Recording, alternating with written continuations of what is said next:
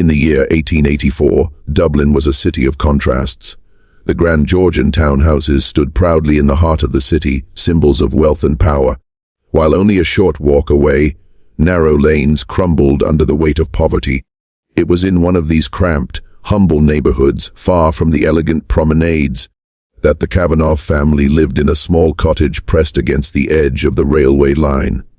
Their home was little more than 2 rooms, with uneven stone floors, walls darkened by smoke, and a single fireplace that had to serve as the family's warmth, stove, and gathering place. Amid this hardship was born Rose Cavanaugh, a child whose very presence seemed to soften the gloom. She was 11 years old by 1884, a girl with delicate features, golden curls that framed her face, and blue eyes that held a brightness her circumstances could not dim. Rose's laughter, gentle though it was, had a way of filling the air with music, making even the hardest days bearable for her parents. Her father, Patrick Cavanaugh, worked as a railway porter.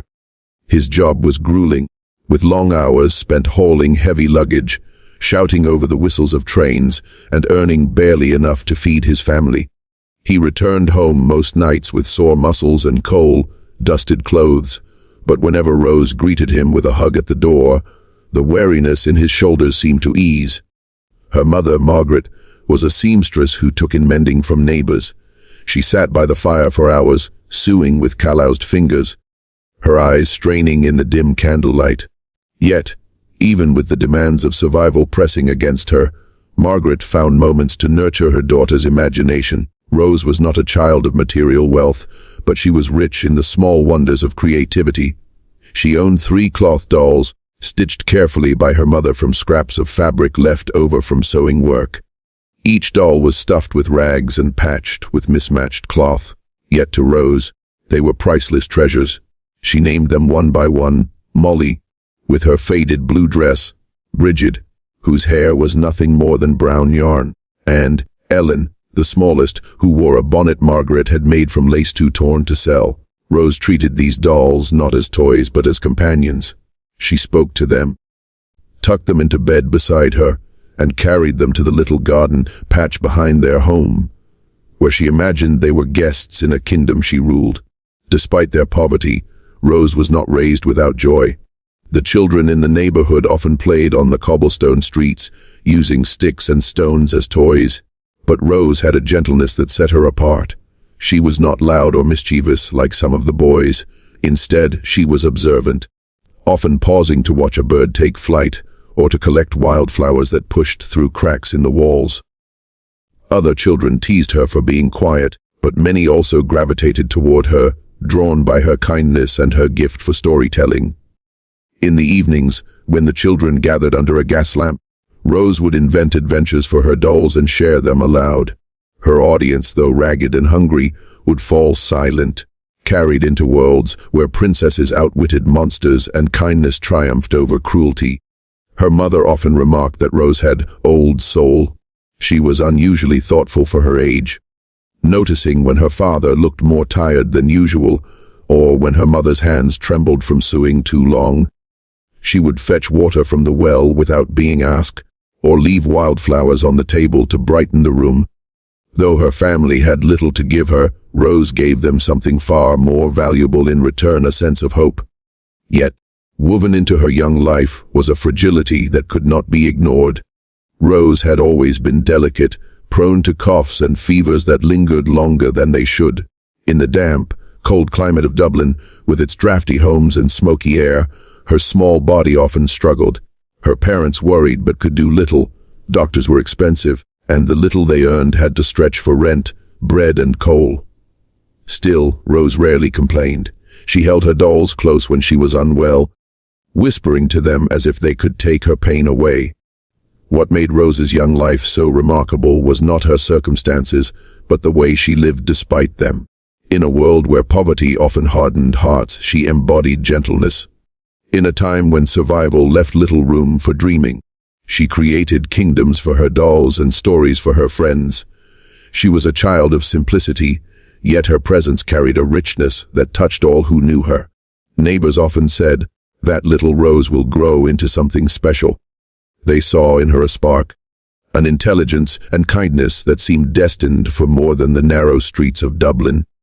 Some imagined she would become a teacher, spreading her stories and her compassion to other children. Others thought she might grow to be a writer, her words carrying beyond the walls of their struggling community. But for Rose, the future was not yet a matter of dreams. Her days were filled with the simple joy of play, the comfort of her mother's embrace, and the unwavering bond with her dolls. In her innocence, she showed that happiness does not depend on riches, and that love, whether in the form of a stitched doll or a mother's smile, is wealth enough. Her young life was brief, but it carried lessons that would outlast her years, that imagination can bloom in the harshest soil, that compassion is a gift more valuable than gold, and that even in poverty, a child's laughter can be a light against the darkness. In the narrow streets of Dublin in the early 1880s, disease was an uninvited guest in nearly every home. Poverty carried with it not only hunger but also frailty. The air in the poorer districts was thick with smoke from coal fires, and the dampness from the River Liffey seemed to seep into every wall, every bone. Children often grew up coughing, their chests rattling with colds that never truly left. To the Cavanaugh family, their only daughter, Rose, was both their greatest joy and their greatest worry, for her health had always been fragile. From her earliest years, Rose was prone to fits of coughing that echoed through the thin cottage walls. At first, her mother, Margaret, brushed them aside as the common chills of childhood. But as Rose grew older, the cough lingered. Each winter it returned with greater insistence, and each year it seemed to drain her small frame further. By the time she was 11, her parents could not ignore the truth their daughter's body carried a weakness it could not easily fight. Medical knowledge in 1884 was limited, especially for the poor. Diseases like tuberculosis, then known as consumption, spread quickly through cramped quarters, and once a child showed symptoms, survival was uncertain. Rose's family could not afford regular doctor visits. A consultation alone might cost more than Patrick earned in a week as a railway porter. Instead, they relied on the remedies of neighbors and the whispered wisdom of older women who had seen generations of sickness pass through Dublin's streets. Warm broth, herbal teas steeped from wild plants, and prayers at church were their weapons against an enemy they could neither see nor control. But Rose, with her quiet resilience, bore her illness with remarkable grace. Though her chest often burned and her nights were restless with coughing, she rarely complained. She continued to cradle her dolls, Molly, Bridget, and Ellen, even when her strength was fading. Sometimes late at night, when fever gripped her and sweat dampened her curls, her mother would find her whispering to the dolls as if they were listening companions. "Stay with me. Don't go." It was as though she already knew her time might be shorter than most, and she clung to the comfort of her little stitched family with an intensity beyond her years. Her illness changed the rhythm of the household. Margaret watched her daughter with constant vigilance, pausing her sewing to press a hand against Rose's forehead or adjust the thin blankets on her bed. Patrick, though often exhausted from carrying luggage at the railway station, would linger by Rosie's side before leaving for work at dawn, his rough hands smoothing her hair gently, his eyes betraying a fear he dared not voice. Poverty forced him into silence. What good would it do to dwell on the sickness when there was no money for doctors, no cure that he could buy? Neighbors, too, noticed Rose's decline. They would see her less often in the street games, standing quietly by while others shouted and chased one another. Her laughter was softer, her steps slower. Some children teased her for her frailty, but most were protective, sensing her difference. "Mind Rose," they would say, "she's not as strong as us." And when she did join in their play, she would tire quickly, retreating to sit with her dolls and invent stories while the others kept running. As winter deepened in 1884, the shadow of her illness lengthened. The bitter cold cut through the thin walls of their cottage, and the family's fire, often fueled with scraps of wood and coal dust, could not fully chase away the chill. Rose's cough worsened, racking her small body until she grew pale and exhausted. Each fit seemed to steal a little more life from her, leaving her weaker than before. Yet, amid the suffering, there was a lesson that her family, and even their neighbors, could not ignore. Rose's courage was quiet but profound. She did not rage against her weakness or sink into despair. Instead, she sought beauty where she could find it. On mornings when she felt well enough, she would gather wildflowers and place them in a jar by her bedside. On better days, she would sit with her mother and help her sort fabrics, choosing the prettiest scraps to dress her dolls. In her small acts of hope, she reminded everyone around her that even in the face of illness, there is room for love, tenderness, and meaning. Margaret often wept silently while sewing late into the night, the candle flickering as her needle moved. She feared losing her child, but she also drew strength from her. "That girl has more courage than I ever had," she whispered once to Patrick, and Patrick, who rarely spoke of feelings, only nodded, his eyes glistening. The truth was undeniable. Sickness hovered over their home like an unseen shadow. It stole their peace, but it also revealed their resilience. Neighbors began to check on the family more often, bringing small gifts, a loaf of bread, an extra blanket, a handful of herbs for tea. In Rose's struggle, the community saw their own vulnerability reflected, and they responded with compassion. For Rose herself, the shadow of illness was both a burden and a strange kind of teacher. She knew, even at her young age, that life was fragile, that every day carried weight. She once told her mother while clutching Molly in her arms, "It's all right, ma'am. Even if I don't stay long, I'll have loved enough." Those words, simple yet profound, broke Margaret's heart, but also instilled in her a sense of reverence for her daughter's spirit. By the time December approached, the shadow of illness had grown nearly unbearable, but Rose's light had not been extinguished. Her frail body may have been failing, but her soul shone more brightly than ever, offering a lesson her family would never forget. That courage is not the absence of suffering, but the choice to meet suffering with grace. The winter of 1884 pressed hard on Dublin, and the night of Rose Cavanaugh's final breath was one of its coldest. The wind howled through the narrow lanes, rattling shutters and pushing damp air into every crack of the little cottages. The Cavanaugh home, already fragile against the elements, seemed to groan under the storm's weight. Inside, a small fire flickered in the hearth, but its warmth barely reached beyond a few feet. In the corner lay Rose, her frail body trembling under thin blankets, her breath shallow and labored. For weeks her cough had worsened, each fit stealing what little strength she had left. That evening her fever climbed higher than ever before, her face flushed and damp with sweat. Margaret, her mother, sat by her bedside, stitching quietly by the dim light of a candle. She sewed not because there was work pressing at that late hour, but because her hands needed something to do, anything to keep them from shaking. Each push of the needle into cloth was a silent prayer. "Let her stay, let her stay." Patrick, her father, sat on a wooden chair near the fire, hunched forward with his elbows on his knees. He was a man of few words, hardened by years of physical labor, but on that night, silence was his only refuge. He stared at the floor, his lips moving faintly as he repeated the same line of prayer over and over. His voice was almost too low to hear, but his eyes, red, rimmed and weary, betrayed the depth of his fear. Rose, though weak, clutched her 3 dolls tightly against her chest. Molly, Bridget, and Ellen had been with her through every cough, every restless night. Their faded stitches and worn fabric carried the marks of her love. She whispered their names as though reciting a litany: Molly, Bridget, Ellen.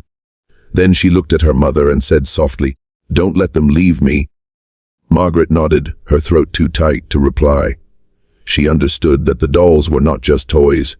They were Rose's anchors, her way of facing the shadows that pressed closer with each hour. The night deepened, the wind rattled the window, and the candle flame danced uncertainly, as though it too feared being extinguished. Rose's breaths grew shallower, each one accompanied by a faint wheeze. Margaret laid aside her sewing and took her daughter's small hand in both of hers, rubbing it gently to warm it. Patrick rose from his chair and moved closer, kneeling by the bed. He did not speak, he could not. He only looked at his daughter, memorizing her face. The curls plastered to her damp forehead, the flutter of her lashes, the faint smile that appeared when she squeezed her dolls tighter.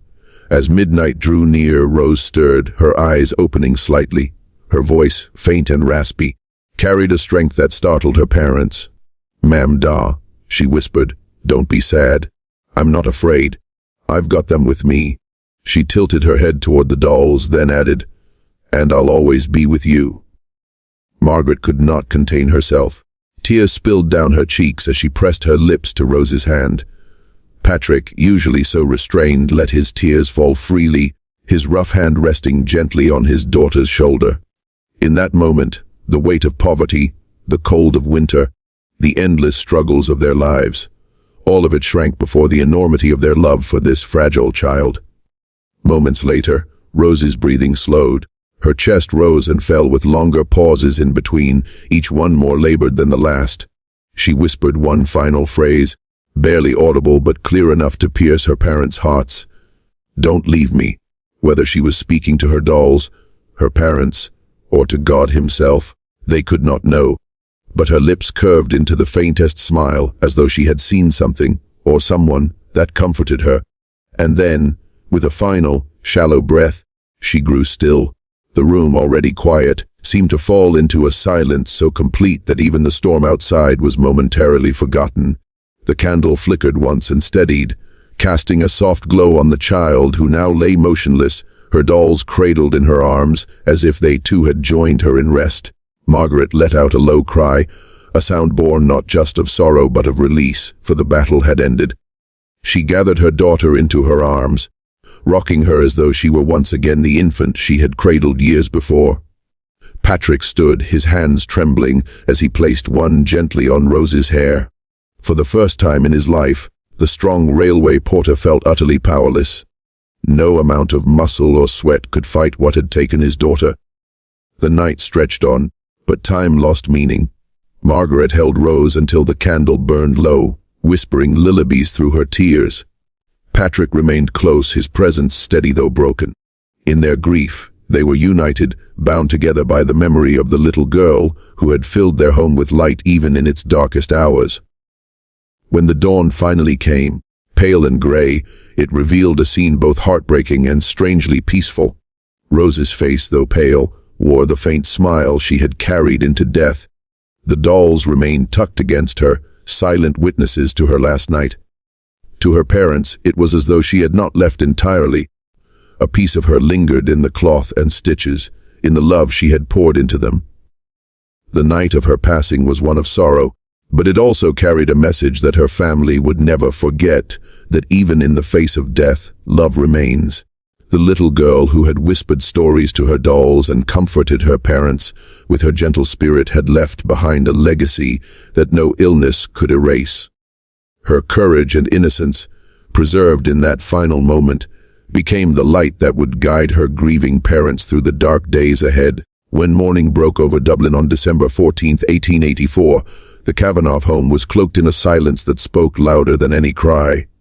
Rose Cavanaugh had passed in the night, her frail body finally surrendering to the sickness that had haunted her since autumn.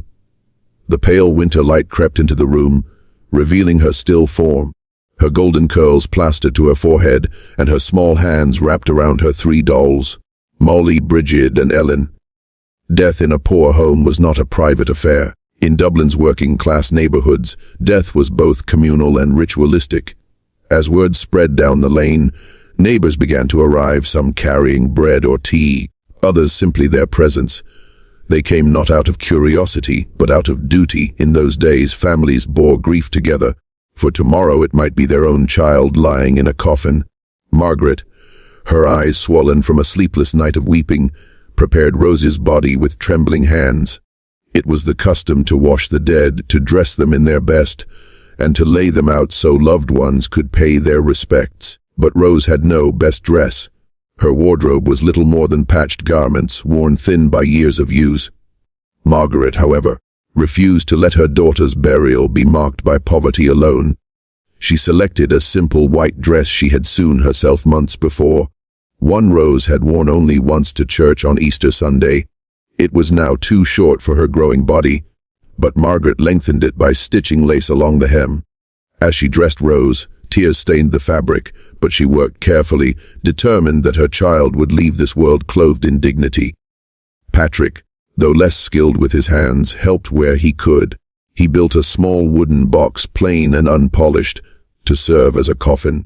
Each hammer strike echoed through the cottage, loud and final, as though marking the chapters of his grief. He paused often, wiping his brow not from sweat but from tears that blurred his vision.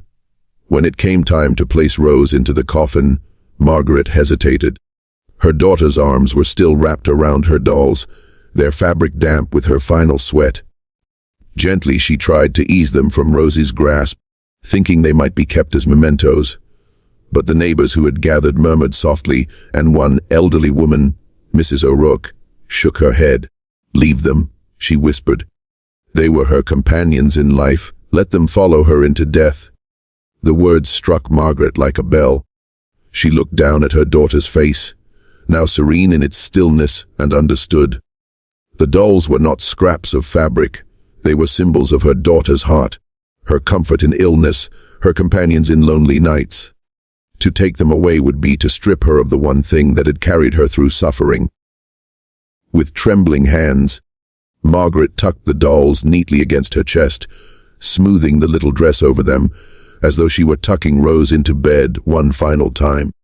When the priest arrived later that day to bless the body, he paused at the sight of the dolls. He was an old man, weary from years of tending to the sorrows of the poor, but even he was moved. "She goes not alone," he murmured as he sprinkled holy water over the coffin. "Even in death, the child carries love with her." Throughout the day neighbors came and went, whispering prayers over the coffin, crossing themselves, and leaving small tokens, wildflowers, rosaries, a candle stub. Many paused to look at the dolls, and each was struck by the innocence of the sight. In that cold wooden box, where death should have been grim, there was a strange tenderness. The dolls turned grief into a kind of beauty, a reminder that even the poorest child could leave behind symbols of profound love. For Patrick, the sight of his daughter with her dolls was both unbearable and consoling. He sat for hours by the coffin, his hand resting on the wood, imagining the stories Rose had whispered to those little companions. He remembered the way she had introduced them to neighbors as though they were alive, the way she tucked them under her blanket when she was too weak to play. In those memories, the dolls were not just objects, they were proof of Rosie's imagination, her spirit, her resilience. That night, as the candles burned low and the cottage grew quiet, Margaret whispered to Patrick, "I thought the dolls were for her, but maybe they were for us." To remind us she wasn't just a sick child, she was a dreamer. Patrick nodded, unable to speak, but in his silence he understood. The following morning, the coffin was carried to the small churchyard. A handful of neighbors followed behind, some barefoot, some clutching shawls against the cold. There was no grand procession, no music, no flowers beyond the wild blooms the children had gathered. Yet the funeral was heavy with meaning. As the coffin was lowered into the earth, Margaret wept quietly, but her grief was tempered by the knowledge that her daughter did not rest empty-handed. Rose was buried not in loneliness, but with her companions of cloth and thread, symbols of love stitched into being by a mother's hands, cherished by a daughter's heart. Long after the burial, neighbors continued to speak of Rose. They did not tell her story in terms of sickness or tragedy alone, but in terms of the dolls she carried with her. Mothers began to sew sturdier toys for their own children, valuing the comfort they could bring. Fathers who had once dismissed such things as trivial began to see their worth, remembering how Rose had clung to hers until her last breath. The post-mortem with her dolls became more than a memory. It became a lesson. Rose's short life had shown them that love need not be grand to be powerful. Sometimes it is found in the simplest gestures: a doll stitched from scraps, a child's whispered story, a mother's quiet devotion. For the Cavanaugh family, the sight of Rose with her dolls remained etched in their hearts forever. Whenever Margaret sewed, she thought of the dolls in her daughter's arms beneath the soil, and it gave her a strange kind of peace. Rose had not gone into the darkness empty. She had carried love with her, and in doing so, left love behind for those who remained. In the days following Rose Cavanaugh's burial, the little Dublin lane where she had lived seemed quieter than usual. The sound of children's laughter, which once rang through the cobbled street, was softened, as though grief itself had settled over the neighborhood. For those who had crowded into the small cottage to whisper prayers over her coffin, the image of Rose lying with her dolls had etched itself into memory. It was not a scene that faded quickly, for it carried with it a lesson both haunting and strangely uplifting. The Cavanaugh family returned to their daily struggles, but they were no longer alone in their sorrow. Neighbors visited often, bringing loaves of bread, scraps of coal, or even a simple kind word. In communities bound by poverty, loss was rarely carried by one family alone. It became a collective wound. And yet, in speaking of Rose, the neighbors found themselves inspired. Her short life had been marked by fragility, but her gentleness and imagination had left a mark more enduring than the sickness that claimed her. Children in the lane began to change their games. Where once they had run wild with sticks and stones, mocking Rose for her quiet ways, they now spoke of her stories. "Do you remember the princess she told us about?" one boy asked, gathering a circle of friends near the gas lamp. "The one who carried her friends everywhere, even when she was scared." Another girl nodded, clutching a rag doll her mother had hurriedly sewn after Rosie's death. She said, "Kindness always wins in the end." It was remarkable how the memory of a single child began reshaping the rhythms of the street. Mothers who had once seen toys as unnecessary luxuries began sewing small dolls and cloth animals for their own children, remembering the comfort Rose had drawn from hers. Fathers hardened by labor and exhaustion began to notice the simple needs of their children. The need not just for food and shelter, but for tenderness and companionship. Margaret Cavanaugh, though broken-hearted, found strength in this transformation. Neighbors often came to her, asking for advice on stitching dolls or patching old fabric into something a child might cherish. Each time she guided them, she felt her daughter's presence. "Rose taught us this," one mother told her softly. "She taught us that even the smallest thing, when given with love, can mean everything." Patrick, too, though a man of few words, noticed the shift among his fellow laborers. At the railway station, men who had once spoken only of wages and work now spoke of their children's laughter, their fears of sickness, their hopes for brighter futures. Rosie's passing had reminded them all of how fragile life was, and how easily overlooked was the health of the poor. A few even began to save small coins for doctors' visits, realizing that the cost of neglect was far greater than the price of care. The parish priest, who had blessed Rose's body, carried her story beyond the lane. In his Sunday sermon, he spoke of the little girl buried with her dolls. She was poor in coin, he told the congregation, but rich in spirit. In her simplicity, she revealed the true wealth of life, love, imagination, and kindness. Let her memory be a reminder to cherish your children, to protect them, and to see their innocence as the treasure it is. His words stirred the hearts of many who had never known Rose personally. They began to speak of her as the child with the dolls, a phrase that soon carried a weight of tenderness wherever it was repeated. Children, as children do, found ways to weave her into their games. Some began naming their dolls after Rose's Molly, Bridget, and Ellen. Others carried their toys with them during play, declaring proudly, "I'm like Rose. I don't leave my friends behind." Her presence lingered, not as a ghost to be feared, but as a gentle reminder of innocence and courage. For Margaret and Patrick, the transformation of their community was both bittersweet and healing. They had lost their only child, but in her absence she had become a teacher. Rose had taught them patience, resilience, and love in her short life, but now she was teaching the entire village. Her illness, her tenderness, and even her tragic death had sown seeds of compassion in hearts that had long been hardened by poverty.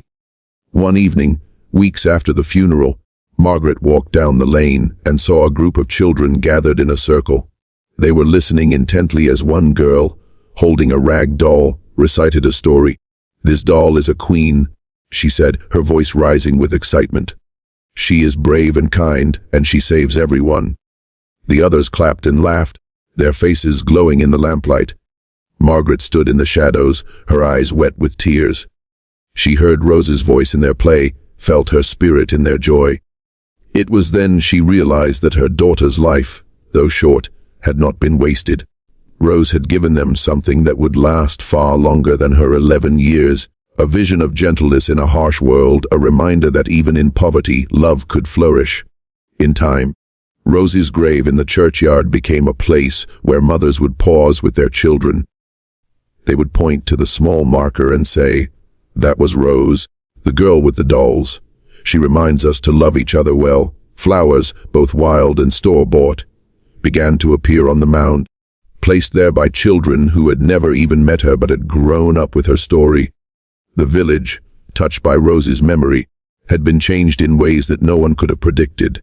She was no longer just a fragile child lost to illness. She was a symbol of tenderness, resilience, and love. In the cracks of a broken world, she had planted seeds that blossomed into compassion. And so, though her voice was silenced and her laughter gone, the lane still echoed with her presence. In every doll sewn, in every story told, in every act of kindness shared among neighbors, Rose lived on. The village carried her with them, not in sorrow alone, but in gratitude for the gift of her short, luminous life. The story of Rose Cavanaugh did not end with her burial beneath the grey skies of Dublin in 1884. For her parents, neighbors, and eventually for others who heard of the child with the dolls, her life became a quiet beacon in a world too often darkened by poverty, illness, and indifference. Though her body lay still beneath the soil, the lessons of her short life continued to breathe, carried forward in whispered stories, in small acts of kindness, and in the changed hearts of those who remembered her. For Margaret and Patrick, the days after Rose's death were heavy with grief, yet they discovered in their sorrow a new sense of purpose. They had loved their daughter deeply, but in losing her, they came to realize that her life had held meaning beyond their own walls. She taught us, Margaret often said, without ever knowing she was teaching. Rose's gentleness in the face of suffering showed them, and all who knew her, that life's true worth is measured not in length or wealth, but in love. Neighbors often repeated the same thought. She was only 11, but she carried more wisdom than some who lived to 70. For many parents, the sight of Rose in her coffin, holding her dolls, was a warning and a call to action. Too many children in Dublin's poor districts suffered from preventable illnesses, their coughs dismissed as just the cold, until it was too late. Rose's death became a reminder of the fragility of childhood, urging families to pay closer attention to their children's health, to seek help when possible, and to never assume that youth alone could withstand hardship. But beyond the lesson of health, Rose's life also carried a deeper moral, the power of small, simple things. Her dolls, stitched together from scraps, became symbols of love's endurance. They were not costly, they were not grand, but they were treasures because they embodied care. Generations after, mothers told their children Rose's story to remind them that love need not be measured in money. A child does not need wealth to feel valued. A little attention, a little imagination, a little tenderness is enough to give life meaning. In schools where children later gathered, teachers repeated Rose's tale as a lesson in compassion. "Remember the girl with the dolls," they would say. "Remember that kindness, even in the smallest form, has power." Her story was not a fairy tale, but it became part of the oral tradition of the community. A story passed from parent to child, carried forward not in books but in memory, because it resonated with the deepest truths of human experience. Patrick, though a quiet man, found himself changed by his daughter's legacy. Once withdrawn and stoic, he began to speak more often about the importance of tenderness. At the railway, he would tell fellow workers, "Don't just bring home wages, bring home love. Play with your children, listen to them. Don't wait until it's too late." His words, shaped by grief but softened by love, carried weight, because they came from a man who had lost and learned. Margaret, too, carried the lesson of Rose into her work. She continued to sew, not only for income but also for meaning.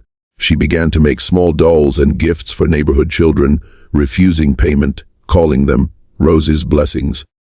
Each time she handed a doll to a child, She told the story of how her daughter had cherished hers until her final breath.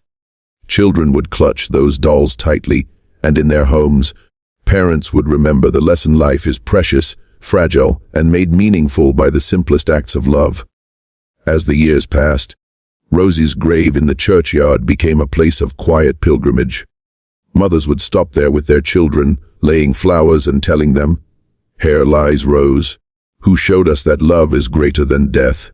Some children, grown into adults, returned to the grave decades later, leaving tokens not for the child they remembered, but for the lesson she had given them. Her resting place became less a symbol of tragedy and more a monument to innocence and hope. The generations who followed may not have known Rose personally, but they inherited the culture her memory helped to shape. A culture of greater compassion, of attentiveness to children, of valuing imagination and gentleness in the face of harsh realities. In every doll stitched, in every act of kindness extended, Rose's story was alive. Her lesson is timeless. A life is not measured by its length but by its depth.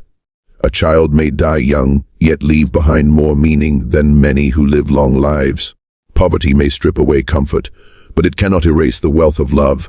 Illness may silence a voice, but it cannot silence the legacy of courage. Even today, when her name has long faded from records and histories, the story of the child with the dolls carries weight for anyone who hears it. It reminds us to slow down, to cherish our children, to offer compassion to the vulnerable. It tells us that nothing is too small when it comes to love, that even a doll stitched from scraps can carry enough meaning to outlast death itself. For generations, Rose Cavanaugh's story has lived not because of tragedy alone, but because of transformation. She transformed the grief of her parents into compassion. She transformed the indifference of neighbors into awareness. She transformed scraps of cloth into eternal symbols of love. And through her, an entire village learned that even the most fragile life can leave behind lessons that echo through time. The true legacy of Rose is not her illness, nor even her death. It is the way she taught others to live. And that is a lesson for every generation.